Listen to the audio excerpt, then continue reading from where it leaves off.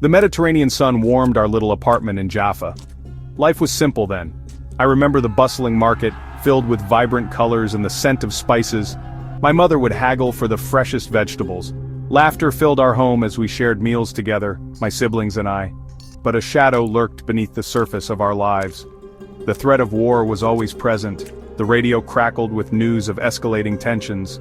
We would hear stories of border clashes, of fear and uncertainty. The adults spoke in hushed tones, their faces etched with worry. As a young boy, I didn't fully grasp the complexities of the situation, but I felt the unease, the sense that our world could change in an instant. Our neighbors, a kind elderly couple, had lived through their own share of turmoil. They would share stories of past conflicts, their voices filled with a quiet sadness. They spoke of the importance of family, of unity in the face of adversity. Their words stayed with me, a reminder that even in the darkest of times, hope could still flicker. The air crackled with tension in the days leading up to June 5, 1967.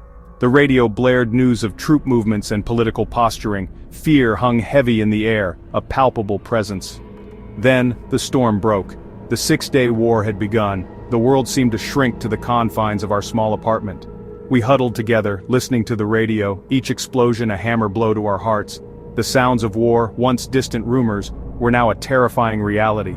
Days turned into nights, a blur of anxiety and whispered prayers. When the dust settled, Israel had emerged victorious, but the victory felt hollow. The war had left its mark, a scar on the soul of our nation. The streets of Jaffa, once bustling with life, seemed strangely muted. The shadow of conflict still lingered. In the aftermath of the war, my parents made a difficult decision. We would leave Israel. The future felt uncertain, a vast unknown stretching before us. But my parents believed it held the promise of a better life, a future free from the specter of war. Our initial destination was Belgium. My father had secured work there, a chance for a fresh start, but fate, it seemed, had other plans. Through a series of unexpected events, our path led us instead to Canada. Toronto, with its bustling streets and diverse population, would become our new home. The journey was long and arduous. We boarded a ship, leaving behind the familiar shores of Israel.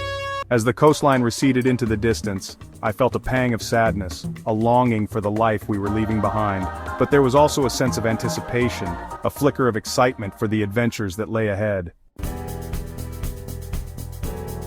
Toronto greeted us with a cold wind and a gray sky. The city felt vast and unfamiliar, a stark contrast to the sun-drenched streets of Jaffa.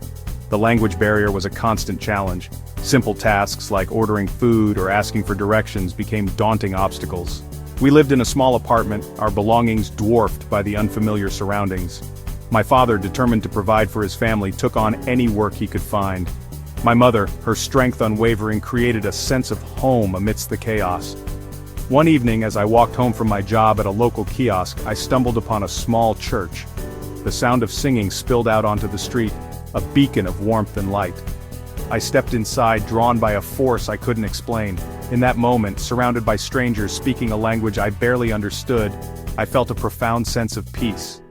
It was a feeling I would carry with me always, a reminder that even in a foreign land, faith could provide solace and hope.